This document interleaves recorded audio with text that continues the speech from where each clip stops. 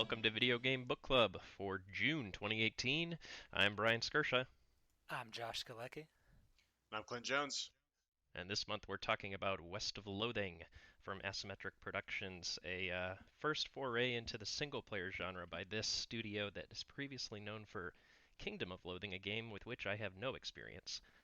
I've played that game a little bit myself. I'd say, in the spirit, it was very similar to this game too, kind of like an online MMORPG with text-based and heavy on the puns. And it is heavy on the puns. All in all, I think this is more of, I wouldn't even really categorize it as an RPG so much as like a pun generator. Not a bad way to describe it.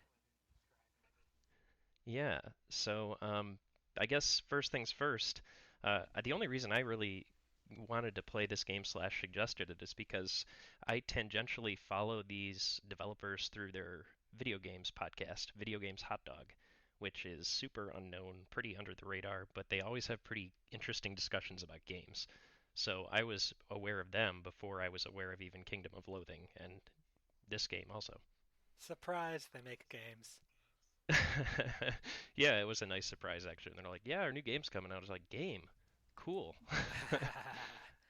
So how long do you know how long they've been in business for? So as I understand it, Asymmetric has been doing Kingdom of Loathing for a long time. Like I think it's on the order of a decade or something like that. Yeah, I remember I checked it out back in college, and that was not very recently. Yeah, the crazy thing is that is still actually keeping them like that's their main business, as I understand it. That's like been keeping their company going this whole time, and then they were like, well, it's slowly trickling off. We need to pivot. And I think I was reading an interesting article in Glixel, that's like Rolling Stone's video games outlet. Basically, they saw the guys that did Fallen London do Sunless Sea, and it was like, all right, we took our formula, we turned it into a single player RPG, and it made some good money and was successful. And like, shit, we can do that. And so they did. Not bad, not bad. Well, before we get into the plot, high level summaries, I want to get everyone's feedback on the game. Thumbs up or thumbs down? Hmm. Clint, I'll let you go first. Oh man, I'm gonna have the contrarian opinion too. Uh, Uh oh. I did not like this game, believe it or not, and I couldn't believe it because I was looking at the reviews online. I think there's like one guy on Steam that agreed with me. Well, to give us, I guess maybe we'll get more into it, but do you have like a high level summary of like what rubbed you the wrong way? Sure. Well, actually, I ran into some technical difficulties, which I think made it worse. I felt like the jokes were good, but there wasn't enough substance on any of the other mechanics or pieces to really carry it past that. And the 8 hour playtime, that's just too long for what it was. I actually had technical issues. The battle system was a little broken on my game. I'll talk more about that later, but it Mm. kind of it's hard to have fun when things aren't working, and it just wasn't for me. For me, I'd go thumbs up, but with the caveat that I would have enjoyed it just as much, maybe even more, if it was maybe 4 hours instead of eight. I'm gonna agree with you, Josh. Like, there's a lot in this game I like. I think the writing is good in a way that most game writing isn't good. But I think it could have benefited a lot for, like you said, one being shorter, but two, maybe allowing combat to be optional. There just wasn't enough with the combat for how much of it they forced on the player, in my opinion. Maybe that's right. But we'll get on to the plot summary next. But before we do, of course, we have the spoiler warning. We're going to be revealing all the best puns that the game gave out. So if you want to experience those yourself, then pause the podcast, go spend 8 hours, and then you can listen to us again. Yeah, or just get as many of the puns as you want, I guess, and then check out. Uh, but yeah, I guess in terms of plot, this game followed a pretty basic structure, from my opinion. You start off in sort of a training prologue, and it's sort of split into three acts after that. Part one in the railway camp, part two in Breadwood, and part three in Frisco. Is sort of how I delineated it in my mind, at least. hmm hmm The railroad road was kind of like the barrier to get to the next area. Yeah, I think overall, I mean, if we're looking at sort of how they laid out the plot and how you came across it, I liked the mechanism they used for it, in which, they send you off in a direction, but then you just sort of randomly encounter new areas that, as far as I understand it, are completely random in which order you come upon them. And that sort of just pulls you off on little side quests, interesting things, and that's where they get a chance to sort of flex their writing muscles by making areas with interesting sort of punny conceits. Well, myself, I thought the plot in this game was not very strong. I remember at the end of the game they talked about, oh, this was your motivation for this entire game, and this is what you said you'd do, and completely forgot about that discussion you have at the very beginning with your brother, and I felt like that wasn't really there wasn't a really strong sense of what you're trying to do out there, or it never really called back to that decision except one little thing at the end credits. Otherwise, you just kind of follow random quests around until you went through them all or ran out of quests to go through. I completely agree. I mean, as far as like having a through line plot, like I don't think that's necessarily what they set out to do, so I'm not gonna bag them too hard for it. But yeah, I mean, the main quest is like it's tangential at best. Um, this game plays like I play Skyrim, which is I go in with noble intentions of following a specific path, and then I just sort of veer off and adventure wherever the hell I please. And that's sort of how this game, unraveled for me as well. And never finish. Yeah. Yeah, it's pretty much just go west. It was Oregon Trail. There's no reason. Just start heading west. hmm Yeah, the gating, like the way that Josh was talking about with the railroad, just sort of tends to keep you on the straight and narrow relatively, but there's nothing pulling you forward. Like I agree that the plot wasn't something that was driving me through this game like it was in some of our other, things we've discussed, but I don't think it was trying to be, and I'm going to give it the benefit of the doubt for that. I don't even feel like the different areas you end up in really have much to do with each other. They're all their own little solitary joke factories. You show up at hmm like the Dave Yard graveyard where everybody was named Dave. If you look at all the gravestones, just little things like that. I think with the plot too, they actually kind of built these plot lines and secondary storylines that they never really circle back to. I guess there are things you can do as a secondary thing, but like the cows coming home, that was a big event, and there's like cows coming from Hellgate dimensions, and there's these clowns coming around, or there's these cultists here and there, and this weird El Vibrato alien technology you can find, and I expected one of those to be kind of like the main plot, if you will. Like you're starting to go west, and then you uncover these mysteries, and you dig into the mysteries, and there's some resolution to that. But instead, it's just like, oh, you get to Frisco, and you're done. I didn't even realize I finished the game when I walked into the movie theater. So yeah, I mean the ending cinema thing was kind of funny in itself when they like basically laid it out. It's like, well, you got here. One of the guys on the train's a projectionist, so you can view the final cutscene whenever you want. I thought that was good, but no, I agree. There's those overarching things: the vibrato, the cows, the necromancy, the clowns. Like, if they would have found a way to maybe interweave those into the main story in one way or another, like maybe I don't know, you just make the world a little more cohesive rather than just like Clint said, joke factory or some somewhat more complex joke factory being your two options. Who did you travel with? Because I think that does change a little bit of that. So I traveled with, I think her name was Susie. Like her family had been murdered by cows. So every time we got to a new area, she would always be upset and wanting to go to the other farms to help murder these hell cows. So there Yep. was a little bit of tie-in depending on who you went with. Did you guys all have her as your companion, or did you get somebody else? I went with the crazy miner guy, and he Okay. talked a little bit about the mines, but yeah, I'd expect that to go more into the cultist kind of thing. Yeah.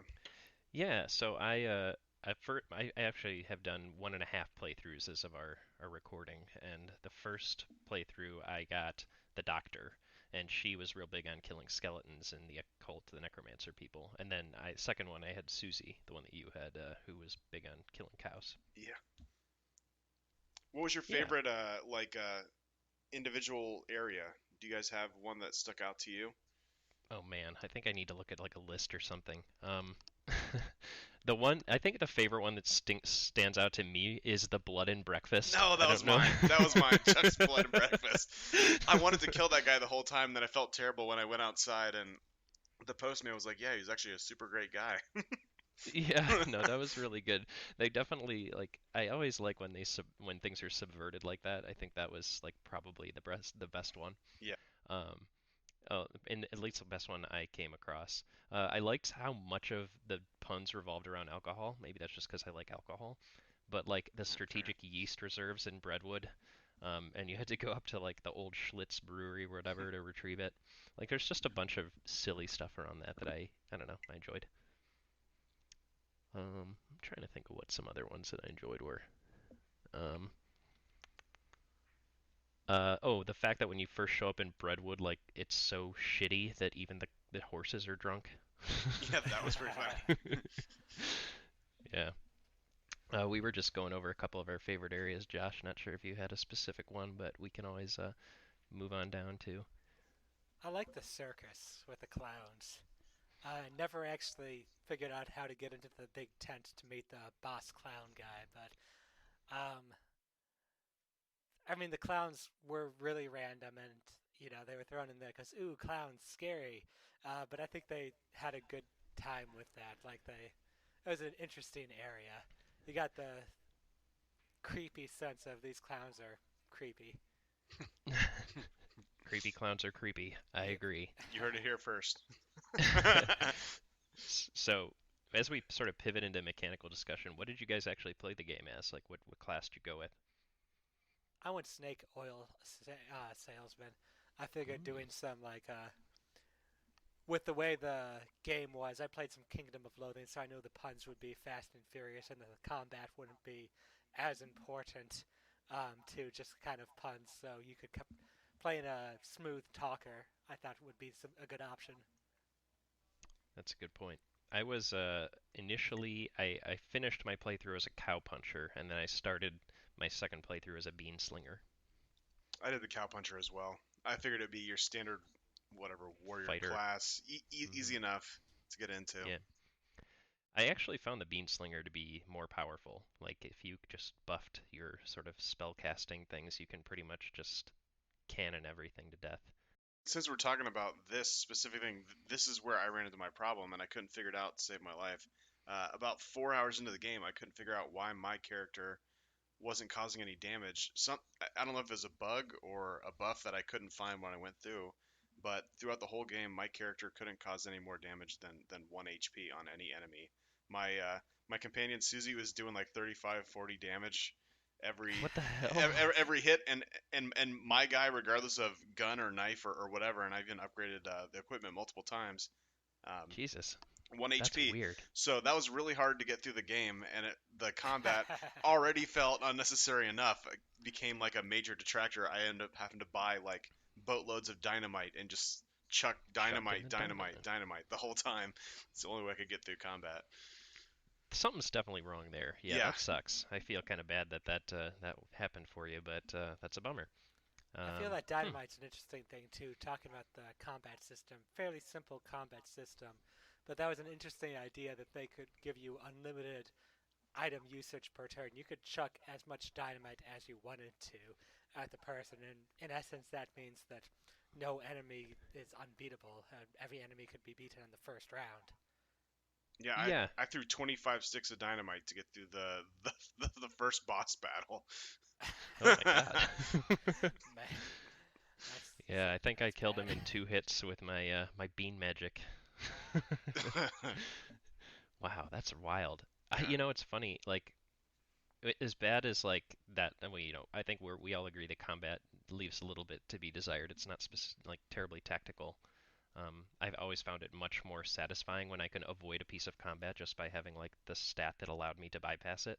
Hmm. Um, but I do enjoy a couple things about the way they structured the combat mechanically, in that like every stat that you have in combat that affects things in combat also has a use outside of combat. Basically, the idea that these stats all affect multiple things in your playthrough is good and reminds me of Take a Drink, Dark Souls. Did you let it auto level you, or were you doing your own? I was doing my own because I kind of neglected a few stats just because I knew like at least on my second playthrough. On my first playthrough I switched off auto leveling about halfway through because I got a feel for what was, what was important, what wasn't. On the second playthrough I just did it myself the whole way. Yeah, I don't know. The whole thing though, I guess I do wish that there was a little bit more to that combat. I'm wondering like how they could have done it, and I'm thinking maybe like adding some sort of movement mechanic, or I don't know, making it a little more fun. it just it just wasn't like super engaging to me, the combat. Yeah, at least as the snake oil salesman, like I was packing the super powered pistol and all that, but for me there wasn't a lot of strategic choice. Like my best thing to do 9 times out of 10 would be to just shoot, and then if it was too tough to just shoot, then I throw poison at them and throw dynamite at them until they're weaker, and then I shoot them. Like there wasn't a lot of call it like resources to be managed or Hmm. useful skills. Now that I'm thinking about it, there were a couple of useful skills for the snake oil salesman, but for the most part, combat was so straightforward that I wasn't making any choices during it. I kind of agree. Like once I found like I could basically determine as soon as I saw an enemy's HP whether I would win or not. Just because I could count on being able to do somewhere between like 100 and 140 damage without them going, just because of like I could hit them, have my partner stun them, hit them again, then have my partner hit them, and that would do somewhere between 100 150 damage. And if they had more than that, they would hit me and kill me because I had no HP. One of the things I think they did and did good in this was when you die in combat, you pass out and you wake up at the beginning of the level, and you actually get a little buff to yourself. And then if you Mm-hmm. pass out too many times, then you lose all your buffs and you wake up back at the end. But for this game, I felt that fit well. I It wasn't agree. a very punishing thing if you've died, but I don't know, Clint, you're the one who had to go through punching people at 1 HP. It was hard because if your main character dies, regardless of your companion, the fight is over. So I just had to hope that they would hit her and not me. But if they hit her and killed her, then I could do no damage. It was it was a bad catch 22. Boy, that does kind of suck. Clint, did you remember to level up? I just have to ask. Oh, guys, I actually spent like 20 minutes searching through the character sheet to try to find any like random stat debuff that or anything that could have caused that, and I couldn't find anything. Yeah, I have a feeling this is on the game. Like we've all played enough games to know when something is just wrong. Yeah, hmm Yeah, that'll happen. I mean, that sucks though. It's a bummer that would ruin at least like the good portions of this game, which like we said, writing. right. But yeah. Anyway, I think overall, I know we wanted to talk a little bit about like the overall themes. Generally speaking, this is where we tend to look at symbols and stuff like that. This game, in my opinion, it wasn't really trying to go really deep. It was trying to make the player laugh, which I think was good. hmm Um, Humor and was the best part of the game for sure. yeah, basically the goal here, in my opinion, was to dunk on Wild West cliches, the West in general, the idea of you know westerns, and I think they were pretty successful in doing that. They dunked on things, they made fun of things, they told jokes about things. hmm Yeah, got what they set out to do. Agreed. Um, I read an interesting thing about how they approached this, given sort of the past of like KOL, and in that same interview, I was talking about uh, Zach Johnson, the director slash sort of lead guy for Asymmetric, said, "I guess this is slightly controversial, but I've always thought the West was a valid setting for fantasy, just as much as the usual medieval fantasy pastiche. There's treasure, there's established technology, there's good and evil. To me, it was about doing fantasy with a different setting, different themes and vocabulary." Hmm. Yes, I suppose there's something to be said for that. I mean, like Star Wars is famous for being like fantasy and space as opposed to science fiction. Yeah, Right. That's a good example of how that stuff can work. Agreed. I think it's good, and we don't see a ton of stuff in Western. I feel like Westerns are starting to have a little bit of a resurgence with like Westworld and Red Dead came out a few years back, and now it's finally got a ton of cultural cachet. They've got a big sequel coming out in a year or two. Oh, no kidding. Huh. Yeah. That'll be interesting. That's easily my favorite Rockstar game. I think we're seeing it in October, actually. Holy shit, already? Yeah. Jesus. Is it coming out like multi-platform? Will it be on PC? No, they're only doing PS4 and Xbox, I think, right now. So, Well, damn it. I might have to buy a PS4. I've been saying this for months. guys, I just gotta bite you the got to bullet. play God of War anyway, so you might as well bite the Yeah, bullet. yeah. That's true. We got to talk about Steam sale games to pick up, but we'll pick that up later. Yeah. At any rate, I think it's about time we pivot into a three-word review. So yeah, time for three-word reviews. West of Loathing. Who has one? Who wants to go first? I'll go with mine first. I got puns for plot because there was not a lot of plot and there was a lot of puns, and it seems like the whatever minimal plot there was, it was mostly just leading you to more puns. That was the treasure under the rock that you uncovered. It wasn't friendship, it was puns. That's true. I always think about like, um, what's your reward for continuing to play a game like an RPG, like something like a Witcher? Like the reward is always just more game. With this game, the reward is more puns. I just had MSPaint Oregon Trail. I just felt like this was pretty much just go west, don't die. That's pretty good. I had uh, I had puns, guns, and fun. Nice. I actually did have fun with this game. I enjoyed the puns. I thought the puns, guns, fun. Sorry, no and for the purists in here. But I enjoyed I enjoyed this game. Like I didn't have any mechanical issues with it. I thought, generally speaking, the RPG advancement was enough to hook me and keep me moving forward.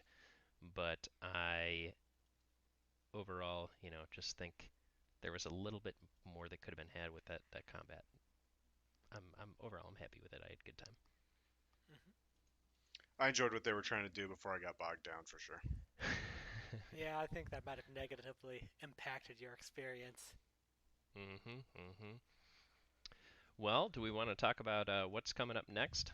What's coming up next? I think we got a 2-for-1 special. If by 2-for-1 we mean over 2 months, but we're doing a kind of compare and contrast. July will be Minecraft, and then come August, Dwarf Fortress, one of the major inspirations for the game. So we will be digging a lot of tunnels these next 2 months. Yeah, Josh, I think I know I need your help with Dwarf Fortress. Clint, I think I'm gonna suggest you join as well because I tried diving into Dwarf Fortress. It was a little impenetrable. Yeah, It's I'm less actually of a learning curve and more of a learning cliff. just fall off and see what happens. Yeah, well, Yeah. one of the philosophies of that game is that you're going to lose your fortress 20 times on the way to learning how to play. Hmm. Losing is fun. As long as it's interesting, I guess that's where I'll go. Hmm. I'm excited for Minecraft. Actually, as much of a gamer as I am, I have not played hardly any Minecraft. Well, you're in luck. We just got the I server started up tonight. Yeah, I All started up right. a server this afternoon. At any rate, let's go ahead and close this bad boy out. Thanks for listening to Video Game Book Club for June 2018. We'll see you next month for Minecraft. This is Bryan Skirsha Josh Galecki. And Clint Jones. signing off. See ya.